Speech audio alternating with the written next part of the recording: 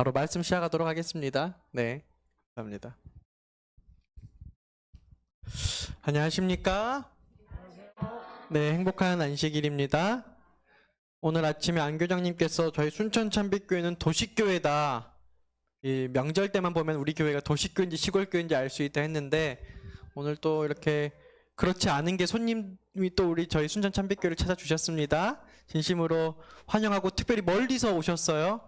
네, 그렇죠. 토평에서 우리 김현미 집사님, 특별히 우리 올케 언니 되시는 우리 정은희 집사님. 집사님이십니까? 권사님이십니까? 집사님이십니까?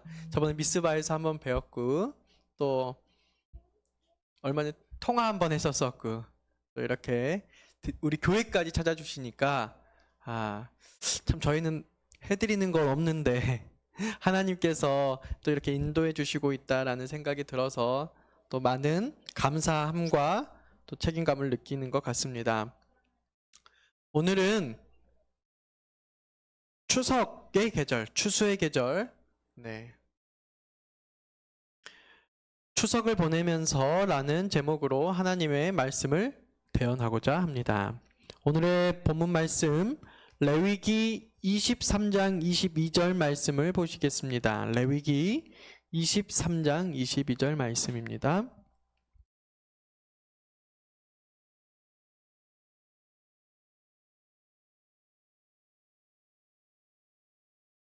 제가 읽겠습니다. 너희 땅의 곡물을 벨 때에 밭 모퉁이까지 다 베지 말며 떨어진 것을 줍지 말고 그것을 가난한 자와 거류민을 위하여 남겨두라. 나는 너희의 하나님 여호와니라. 오늘 본문에서는 하나님은 이스라엘 백성이 추수할 때 지켜야 할 규례를 말씀하셨습니다. 사람들은 땅 모퉁이에 있는 것까지 다 전부 수확하지 말아야 했습니다. 땅에 떨어진 곡식도 그것을 줍지 말고 남겨두어야 했습니다. 오늘 이 본문의 실제적인 의미와 상징적인 의미를 좀 살펴보고자 합니다. 첫 번째로 실제적인 의미는 자비하신 하나님을 기억하고 자비를 베풀라는 뜻입니다. 이스라엘 백성이 들어가 살게 될 가나안 땅에는 가난한 사람들이 있었을까요? 없었을까요? 여러분, 저희들이 가는 곳 어디에나 가난한 사람들이 있습니까? 없습니까? 네. 아이러니한 것은 제가 여행을 하면서 느낀 게요. 부촌일수록 주변에 가난한 사람들이 있습니다. 부촌 옆에 달동네가 꼭 같이 있어요. 네. 그리고 어느 교회에 가든 돌봐야 될 사람들이 늘 성도로 있든 주변에 이렇게 늘 이렇게 있든 있습니다. 그렇지 않는 공동체는 제가 봤을 때 영적 공동체, 하나님께서 허락하신 공동체가 아니에요. 왜냐하면 제가 그런 교회를 못 봤습니다. 현재 아무리 세상이 욕하는 그런 교회라 할지라도 다 그런 사역들을 조금씩 감당하고 있어요. 고아와 가부, 외국인 노동자, 기초생활수급자 등 주변에 항상 있을 것입니다. 하나님은 그들을 위해 추수할 때 곡식을 남겨두라고 말씀하셨습니다. 여러분, 파레토의 법칙 들어보셨나요? 80대 20 법칙, 이렇게 하면 좀 더 저희들이 많이 들어봤을 것입니다. 결과의 80%가 원인의 20%에서 일어난다는 법칙인데요. 예를 들어 집에 배달된 편지에 20%만 필요하고 80%는 뭐라는 거예요? 스팸이라는 거예요. 이메일도 마찬가지고, 즐겨 입는 옷을 보면 옷장에 80%는 1년이 지나가도 한 번도 입지 않고 20%에 되는 옷만 계속 입는다는 거예요. 이 법칙은 이탈리아 인구 20%가 이탈리아 전체 부 80%를 가지고 있다라고 주장한 경제학자 빌프레도 파레토의 이름에서 유래되었어요. 그런데 요즘은 이 법칙이 빈익빈 부익부가 더 심해지면서요, 상위 1, 2, 3%가 전체 공동체를 좌우한다, 이렇게 말해도 될 것 같습니다. 그래서 하나님께서는 이런 부가 편중될 것을 아시고 가난한 자를 위해 배려를 할 수 있도록 성경에 기록해 두신 것입니다. 매 7번째 안식년이 되면 7년째 안식년이 되면 빛을 탕감하고 종살이 하던 사람이 집으로 돌아가게 했습니다. 매 50년째 희년이 되면 땅을 돌려주어 아버지 세대의 가난이 자식에게 물려주지 않게 했습니다. 오늘 방수일 장로님이 지독한 감기에 걸려서 못 오셨는데 제가 듣는 것만 올해 이 이야기를 방수일 장로님이 몇 번 해주셨어요. 아마 안식년 희년에 대해서는 우리 교인들 잘 이해하고 있을 거라고 생각합니다. 이 제도는 부가 편중되지 않게 하려는 구조조정 정책이자 하나의 복지 정책입니다. 오늘 본문에서처럼 하나님은 땅 모퉁이의 곡식을 다 수확하지 말라고 하셨는데요. 가난한 자들을 위해 남겨두라고 하신 말씀이죠. 신명기 4장 31절 하나님은 이렇게 묘사하고 있습니다. 내 하나님 여호와는 자비하신 하나님이시라. 이 한가위 한국의 대명절 추석에 여러분들께서 자비하신 하나님을 많이 느끼시는 명절이 되었으면 좋겠습니다. 우리가 믿는 하나님은 자비하신 분이십니다. 여러분들은 하나님의 자비를 경험하고 계십니까? 오늘 안식일 학교 시간을 통해서 저는 우리 김미겸 집사님, 안교장님 한 주간 자비하신 하나님을 충분히 느꼈다라고 제가 이해할 수 있었습니다. 여기 계신 분들 지금 눈빛들을 보면 나의 하나님이 얼마나 자비하신 하나님인지 느끼고 계신 분들이 있어요. 근데 지금 제 눈을 마주치지 않으신 분들은 그걸 못 느끼셨나라는 이렇게 생각도 드는데요. 우리가 하나님이 자비하신 하나님이심을 못 느낄수록 불행해진다는 사실을 여러분 기억하시면 좋겠어요. 누가복음 10장의 말씀을 선한 사마리아인의 비유죠. 다들 아시는 비유의 말씀일 텐데 한번 보겠습니다. 10장 29절 그 사람이 자기를 옳게 보이려고 예수께 여짜오되 그러면 내 이웃이 누구입니까? 여러분 이야기 다 아시죠? 36절이에요. 마지막에 예수님께서 말씀하세요. 네 생각에는 이 세 사람 중에 누가 강도 만난 자의 이웃이 되겠느냐? 한 율법사의 질문이었습니다. 율법사가 내 이웃이 누구입니까? 물어보죠. 그러니까 예수님께서 선한 사마리아인의 비유를 말씀해 주세요. 그리고 나서 여러분 아시죠? 첫 번째 예수님이 강도 만난 이야기를 해주는데 제사장은 지나갔고요. 레위인도 그냥 지나갔어요. 그리고 누가 그를 돌봐주었죠? 사마리아인이 돌봐주었어요. 그러면 이 질문은 선한 사마리아인의 비유의 이야기가 있지만 이 이야기를 하게 된 이유는 이 율법사가 누가 내 이웃입니까? 라고 물어봤기 때문에 예수님께서 사마리아 여인의 이야기를 해주셨는데 마지막 예수님의 대답이 무엇이냐면 누가 너의 이웃이다가 아니라 네 생각에는 이 세 사람 중에 누가 강도 만난 자의 이웃이 되겠느냐? 그러니까 누가 다시 대답하는 거예요? 네. 자비를 베푸는 자니이다 라고 율법사가 자신의 질문에 누가 대답을 했어요? 자신이 대답을 한 거예요. 그렇다면 사실 이 부분 좀 더 자세하게 하면 좋은데 오늘 이 부분은 잠깐 스쳐가는 부분이라 간단하게 하면 예수님께서는 이 율법사에게 네가 누구냐라고 묻는 것 같은 거예요. 자, 이 10장 29절과 10장 36절의 말씀을 보면은 내 이웃이 누구입니까? 라고 물었을 때 그 대답은 무엇이었냐면 강도 만난 자의 이웃입니다가 대답이었어요. 그쵸? 사마리아인은 누구의 이웃이었어요? 강도 만난 자의 이웃이었어요. 즉 율법사가 강도 만난 자라는 뜻이었습니다. 예수님은 처음부터 율법사 자신이 강도 만난 자라는 사실을 깨닫기를 바라셨어요. 그러나 율법사는 그 사실을 전혀 모르고 있었기에 자기를 옳게 보이려고 29절에 보면 자기를 옳게 보이려고 노력했던 것입니다. 율법사뿐만 아니라 세상에 있는 모든 사람들 저를 포함해서 여러분들 모두가 다 누구입니까? 강도 맞은 자들이에요. 근데 우리들이 그거를 깨닫지 못하고요. 우리가 마치 선한 이웃이 돼야 된다, 선한 사마리아인과 같은 사람이 돼야 된다라고 생각할 수도 있는데, 본질적으로 말하면 예수님께서 말씀하시는 거는 네가 바로 강도 맞은 자다. 그럼 네 이웃이 누구냐? 선한 사마리아인은 결국 예수님을 가르칩니다. 너의 이웃이 나다.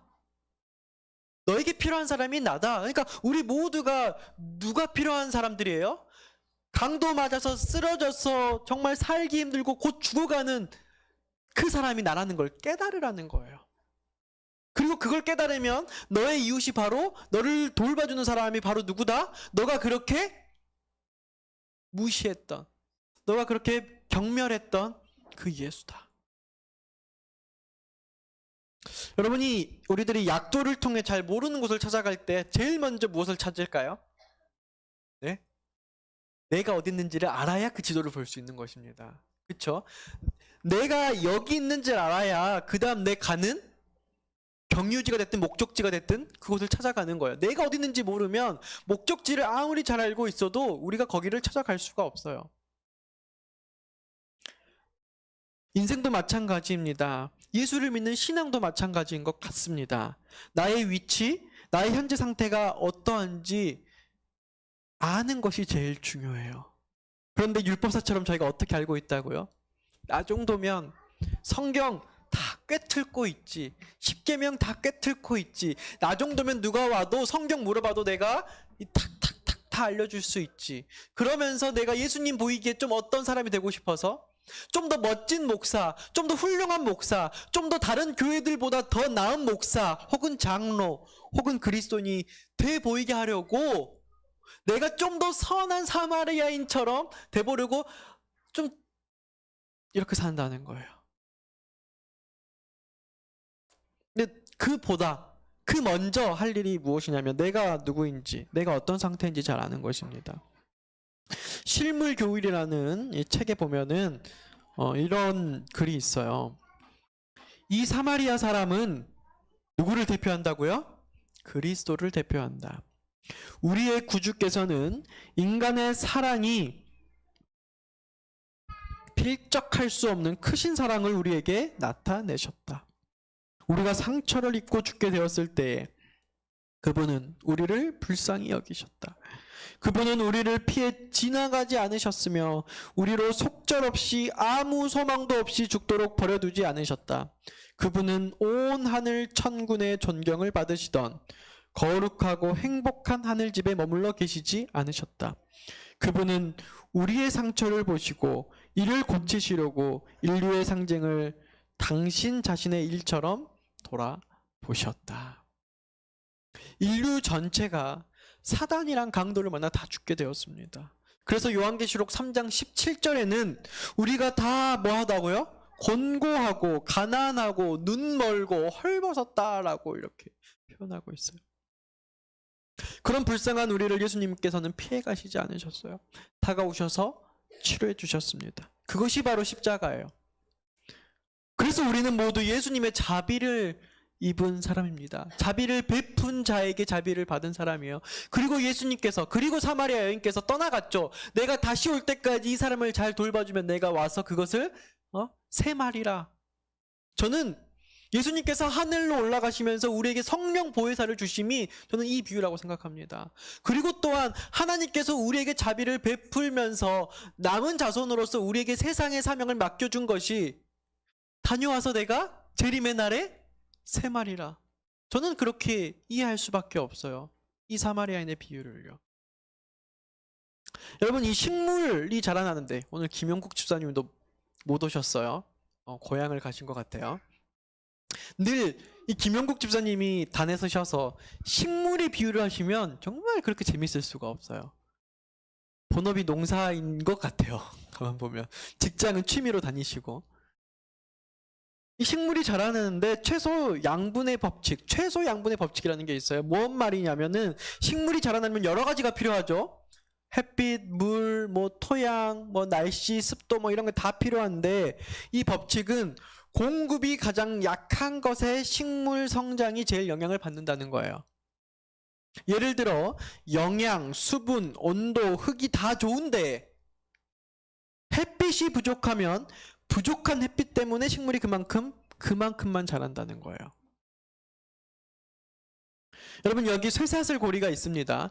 여기에 있는 쇠사슬 고리에 100개의 연결된 체인이 있다고 한번 해봅시다. 근데 그 중에 99개는 정말 강하게 재련되어 있어요. 근데 그 중에 하나가 약한 쇠사슬이에요. 그러면 그 쇠사슬을 당긴다면 그 쇠사슬은 끊어질까요? 안 끊어질까요? 그 한 약한 것 때문에 그 쇠사슬은, 쇠 체인은 끊어지게 되는 거예요. 100 빼기 1은 99가 아니라 100 빼기 1이 0이 될 수도 있다라는 공식을 말해주는 것입니다. 이 법칙은 삶에서 다양하게 적용되는 것 같아요. 여러분, 사람이요, 아무리 좋은 자질을 많이 갖고 있어도 가장 약한 점이 그 사람의 평가로 남습니다. 참 희한하죠? 사람이 재물의 유혹에도 끄떡하지 아니하고 강하고, 높은 자리도 탐하지 아니하고 겸손하더라도 성실하기도 한데, 예를 들어서 이성에 약해요. 그 사람은 그 약점에 따라 사람이 평가되고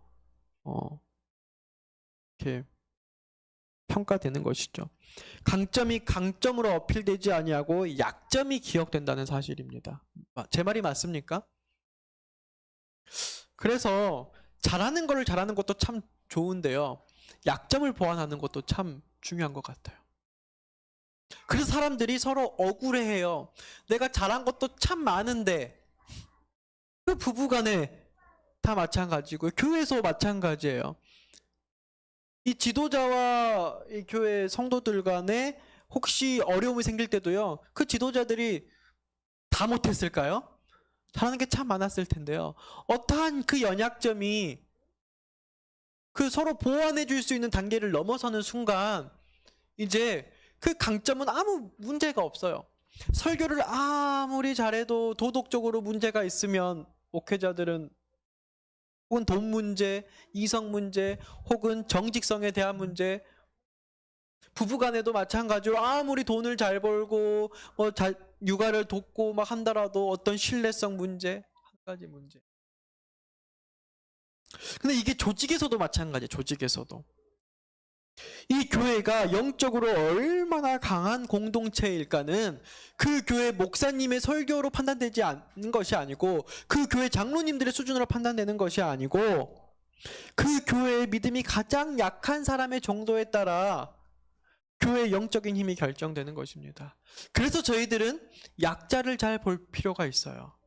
연약한 사람들을 잘 보살필 필요가 있어요.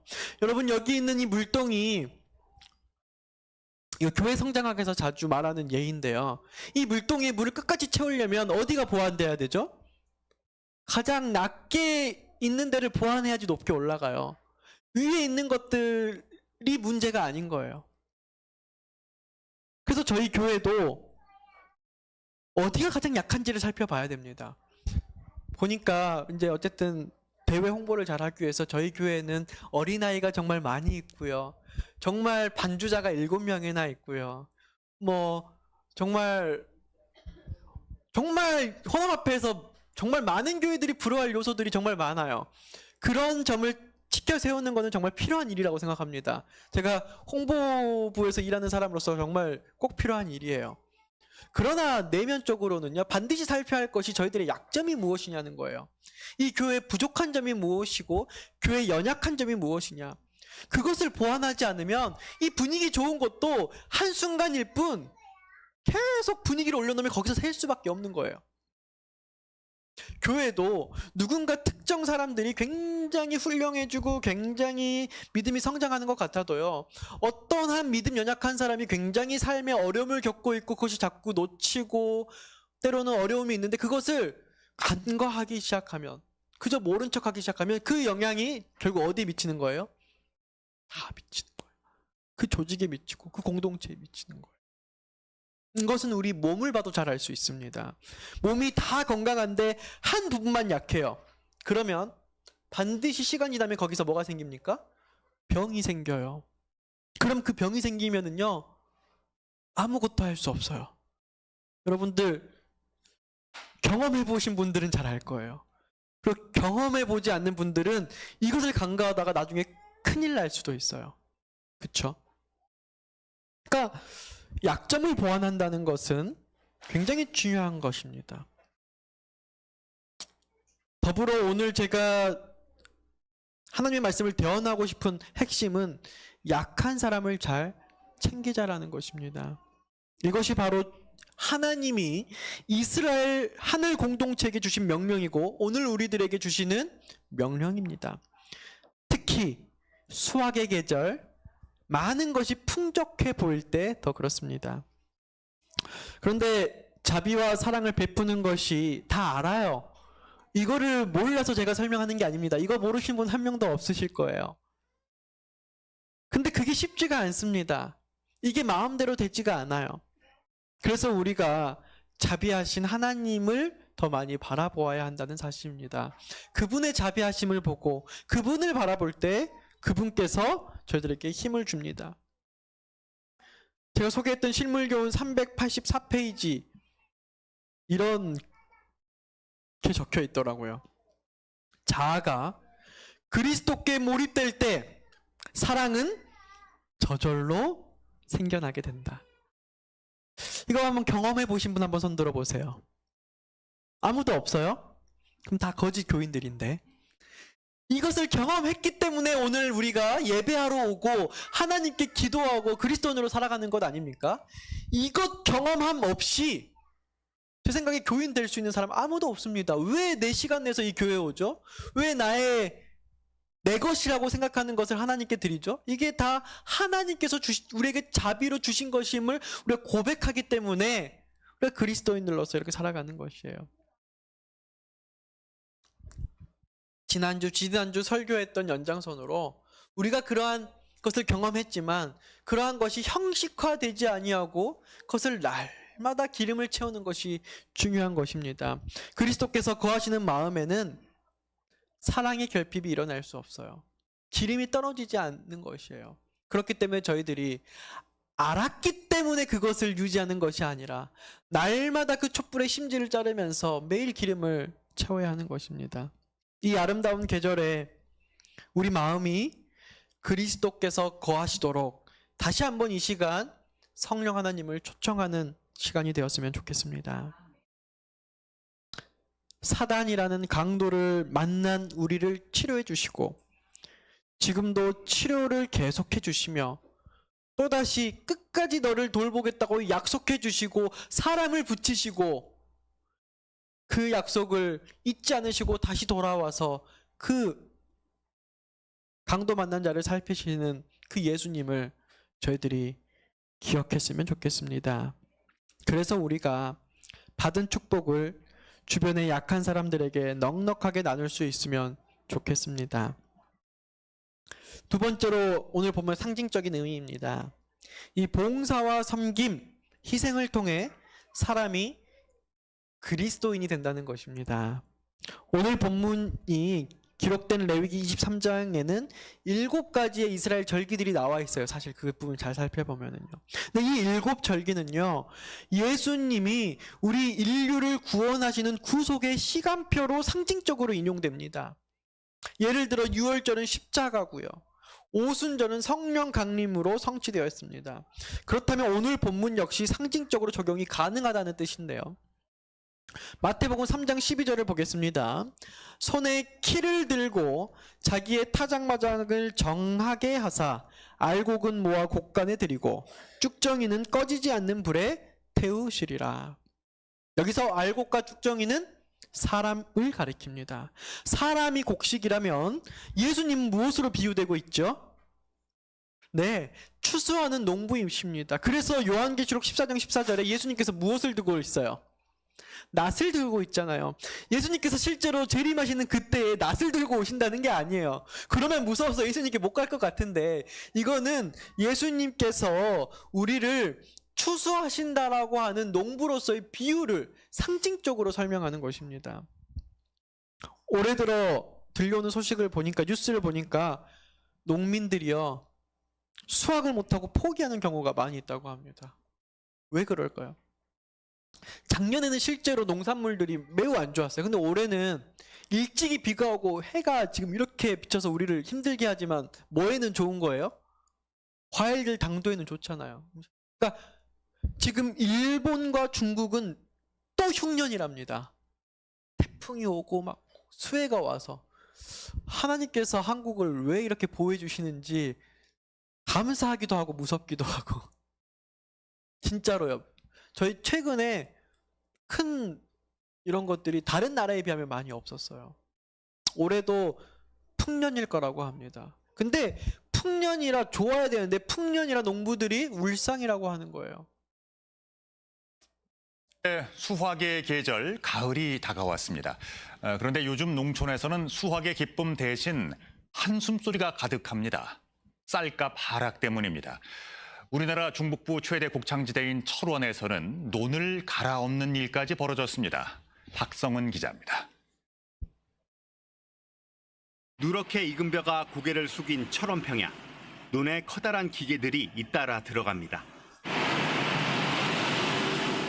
밭갈이에 쓰는 트랙터가 논을 갈아엎기 시작합니다. 다 자란 벼는 그대로 흙더미에 파묻힙니다. 최근 가파른 쌀값 하락으로 출하를 해도 생산비도 충당할 수 없게 되자 아예 수확을 포기한 겁니다. 1년 동안 농사 져가지고 힘들어가지고 이렇게 갈아엎는다는 거 참담 심정입니다. 현재 쌀값은 80kg 한... 네. 때로는 결실할 수 없게 된 여건이 될 때도 있고 결실을 보더라도 상품 가치가 없어서 이렇게 수확하지 못할 때 여러분 농부의 마음이 얼마나 안타까울까요? 한번 상상해 보셨으면 좋겠습니다. 그것은 농부의 마음보다 더 큰 마음으로 우리가 생각해 볼 수 있는 게 무엇이냐면 사람을 구원의 열매로 추수하기를 원하시는 하나님께서 추수할 때가 되었는데 추수하지 못하게 된다면 그 얼마나 마음이 아플지 그게 저는 예수님의 마음으로 한번 생각을 해보았습니다. 여러분들께 질문 하나를 좀 드리겠습니다. 이스라엘 백성이 추수할 때 모퉁이에서 거두지 않는 곡식과 땅에 떨어져서 그 줍지 않는 곡식은 남겨둔 곡식인가요? 버려둔 곡식인가요? 그쵸? 분명하죠? 그러면 곡식이 사람을 상징한다면, 그쵸? 오늘 이 비유를 통해서 추수하는 농부는 우리 하나님이시고 이 곡식이 사람을 상징한다면 남겨둔 곡식은 남겨둔 사람을 상징합니다. 맞습니까? 네. 그 남겨진 사람, 성경에서 그 좀 실예를 한번 찾아보도록 하겠습니다. 사도행전 1장 9절이에요. 올라가실 때에 제자들이 자세히 하늘을 쳐다보고 있는데, 자, 예수님께서 승천하실 때 제자들이 하늘로 따라가고 싶었을까요? 아니면 여기 남고 싶었을까요? 그렇죠. 그러면 예수님은 그때 혼자 이렇게 하늘로 이렇게 가실 때에 제자들을 남겨두고 가신 거예요? 버려두고 가신 거예요? 버려두고 가셨습니까? 남겨두고 가셨죠. 그러면 왜 남겨두었을까요? 왜? 오늘의 키포인트예요. 왜? 이 이스라엘 백성이 추수할 때 곡식을 남겨둔 이유와 같습니다. 가난한 사람들을 뭐 하라고? 가난한 사람들이 먹으라고. 제자들의 사명은 이 땅에서 세상 사람들에게 먹히는 것입니다. 잡아먹는 것이 아니라 먹히는 것이에요. 누구처럼? 예수님처럼. 근데 여러분, 요즘 그리스도인이라고 공언하는 저와 여러분들, 다른 사람들을 잡아먹고 사십니까? 먹히고 사십니까?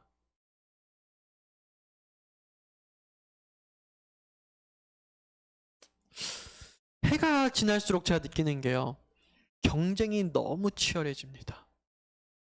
사람들이 살아남기 위해서 남들을 먹어치워야만 합니다. 그게 이제 교회 안에서도 그렇게 되고 있는 사실을 목격하면서도 그걸 어찌할 수 없는 그런 심정으로 목회를 하고 있습니다.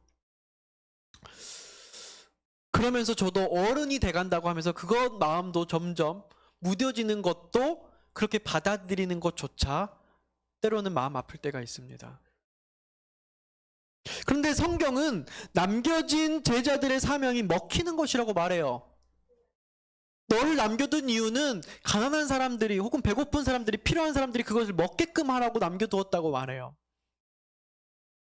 먹힌다는 말은 희생이라는 말입니다. 봉사하고 섬긴다라는 말이죠. 제가 작년 추석 때 가족들과 집에서 영화 한 편을 보았는데 그게 콘크리트 유토피아. 혹시 보신 분 계십니까? 아, 보신 분이 계셔요? 좀 다행이야. 저는 한 분도 안 보셨을 줄 알았어요. 다들 열심히 사시는데 담임 목사만 한가하게 이런 영화를.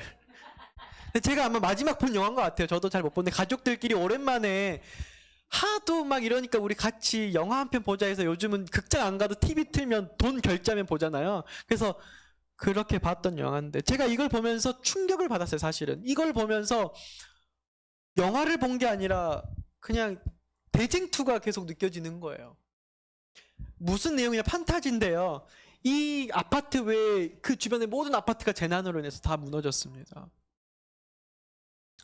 그런데 이 상황에서 서로가 이 아파트에만 식량이 남고 뭐 먹을 게 있고 거주할 데가 있으니까 밖에 있는 사람들과 안에 있는 사람들조차도 이것을 위해서 서로 속이고 싸우고 이러는 거예요.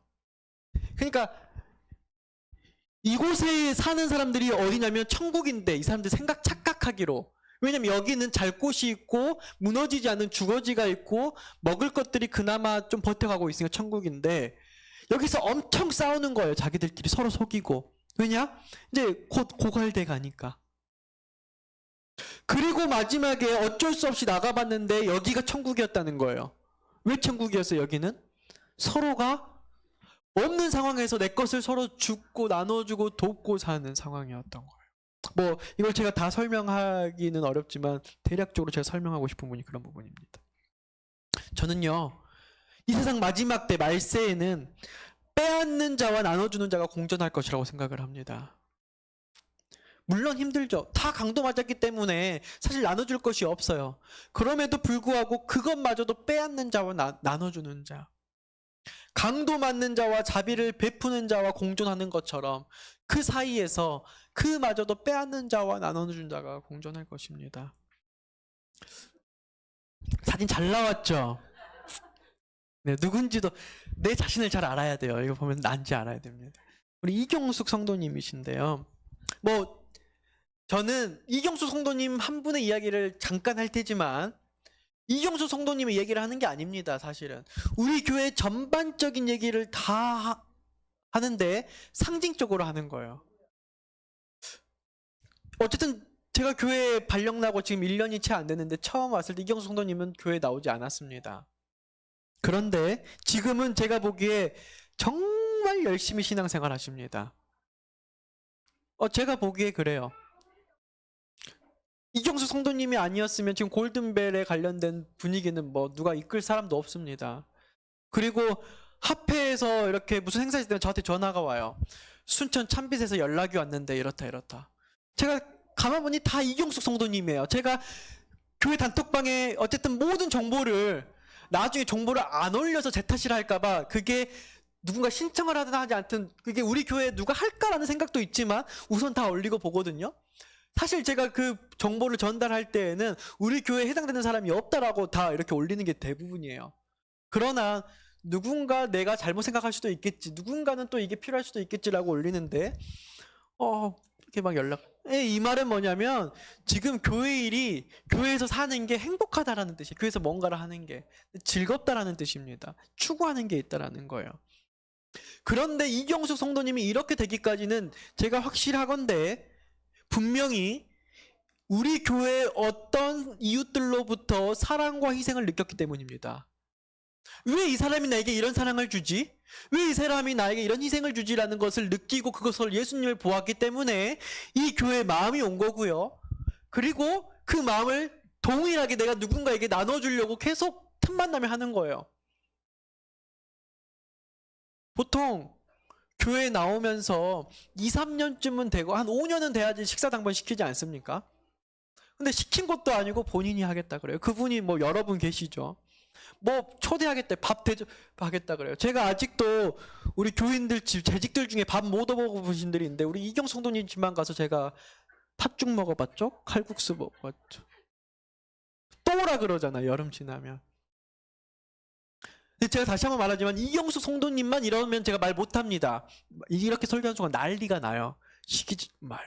근데 이경숙 성도만 이뻐한다고 교회 난리 안 나겠습니까? 다니면서 이렇게 공식 석상에서. 근데 제가 이런 말씀을 드릴 수 있는 것은요, 가장 제가 생각했을 때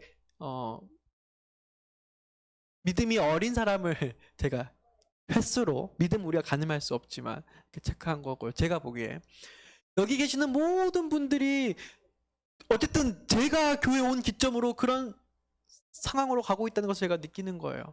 얼마나 감사한지 모릅니다. 하나님께서 이 교회에 함께하고 있습니다.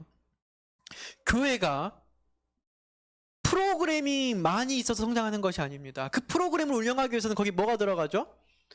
헌신과 섬김과 봉사가 들어갑니다. 근데 그것을 정말 기쁨으로 하셔요. 한 명을 말하니까 또 부담이 되네요. 그렇다고 다 말할 수는 없고, 다 말하면 시간만 주면 저 다 말할 수 있는데. 우리 김미겸 집사님 아프셨잖아요. 아프셔서 일도 쉬시고. 그런 가운데 이 패스파인더 아이들 책임지시겠다고 봉사하는 모습을 볼 때, 아, 제가 진짜 이거 하라고도 못하겠고 하지 말라고도 못하겠고, 여러분 그 마음 아십니까?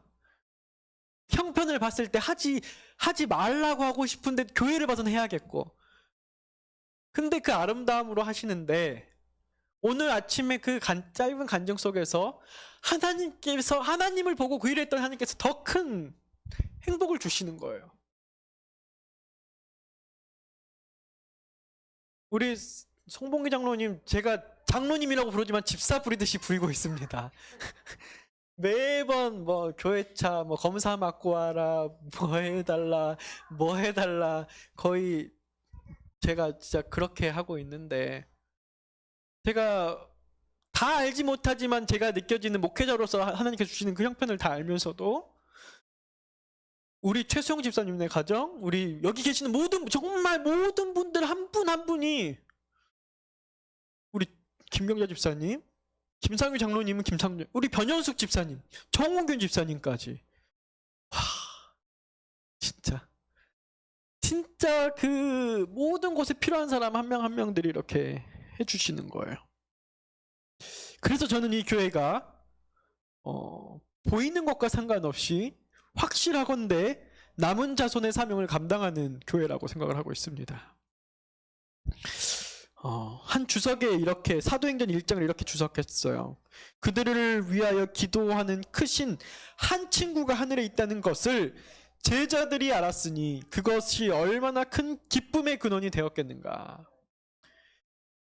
우리 성도들이 하늘에 계신 예수님을 볼 수 있기 때문에 저들이 기쁨으로 살 수 있는 거예요. 그 볼 수 있다는 것에 감사합니다. 그리스도께서 눈에 보이도록 승천하셨기 때문에 하늘에 대한 그들의 생각이나 시각이 완전히 바뀌었다.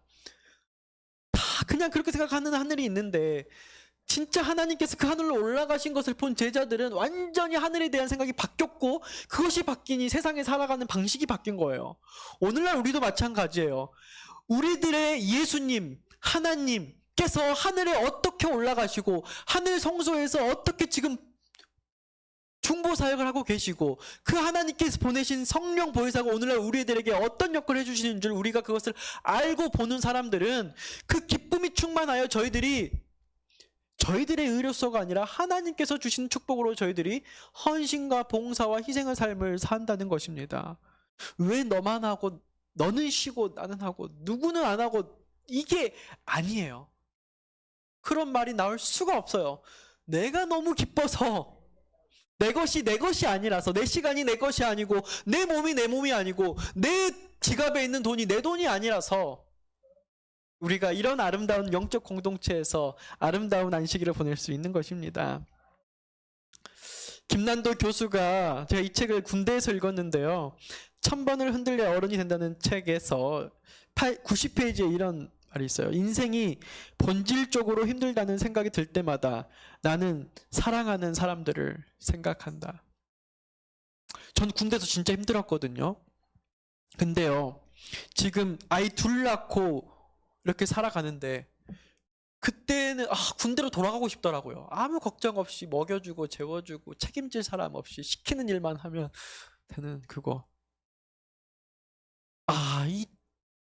근데 제가 보니까 10년, 20년, 30년 더 갈수록 정말 더 힘들 것 같아요. 그래서 저는 여기 계신 분들이 얼마나 내가 상상할 수 없는 무거운 책임감을 가지고 살아가실까. 그런데 나이가 거기에 몇 가지 부담을 더 줄 때마다 제가 미치겠는 거예요. 다들 자기 십자가를 엄청 지고 살아가는데. 근데 제가 여러분들에게 그럼에도 불구하고 교회 일을 부탁하고 함께 나아가자 할 수 있는 일은 그것이 축복임을 알기 때문입니다. 그리고 우리가 그것을 이겨낼 수 있다는 것을 확신하기 때문입니다. 어떻게 이기느냐? 사랑하는 사람들을 생각하는 거예요. 제가 정말 몸이 정말 무슨 말인 줄 알아요. 집에 오면 넉다운이 돼서 모든 밥을 사 먹고 싶고 집에 와서 아무것도 안 하고 싶어도 누구 보면서 하죠? 사랑하는 아내와 아이들 보면서 힘을 이겨내죠. 때로는 그것도 힘들 때가 있어요. 그땐 누굴 봐야 되죠? 사랑하는 예수님을 생각하면 된다는 것입니다. 예수님을 바라보고 예수님을 생각하면 우리들이 못할 것이 없어요. 사람은 하나님에게서 돌아설지라도 하나님은 사람에게서 돌아서지 않는다라고 하셨습니다. 그런 하나님을 우리 많이 생각하는 추석, 설 명절 이 안식일이 되었으면 좋겠습니다. 이 추수의 계절에 우리에게 베푸신 하나님의 자비를 기억하고 우리도 적지만 하나님께서 주신 사랑을 반사하여 연약한 자들에게 넉넉한 자비를 베풀 수 있었으면 좋겠습니다. 풍요로울 때에 챙겨야지. 이건 세상 마음이고요. 풍요로울 때에 하나님께서 왜 날 풍요롭게 해주셨을까? 내가 누구에게 이걸 나누어줘야 될까? 좀 돌아보는 그런 명절이 되었으면 좋겠습니다. 우리의 봉사와 섬김과 희생을 통해 사람들을 그리스도께로 인도하는 영적 추수의 경험을 하고 살았으면 좋겠습니다. 더 나아가 물질적인 것뿐만 아니라 이 추석에 풍요로운 사람들이 외롭게 사시는 분들이 있습니다. 여러분들, 저희들이 잘 입고 잘 먹는다고 행복한 거 아니에요. 그렇죠? 온전한 관계 속에 있어야 합니다. 그래서 이 추석의 때 모두 다 가족들 만나서 친척들 만나서 행복할 때 혹 홀로 지내시는 분이 있다면 잠깐 초대도 해주시고 만나자 해주시고 이 기간 다른 때보다 외롭지 않게 지낼 수 있도록 주의를 돌보는 그런 남겨진 우리 순천 참빛교회 성도님들과 이 교회를 찾아주신 주의 자녀들 될 수 있기를 간절히 바라면서 가득한 보름달처럼 우리들의 건강과 행복과 영성 모두 차오르길 바라면서 오늘의 말씀을 줄이도록 하겠습니다. 감사합니다.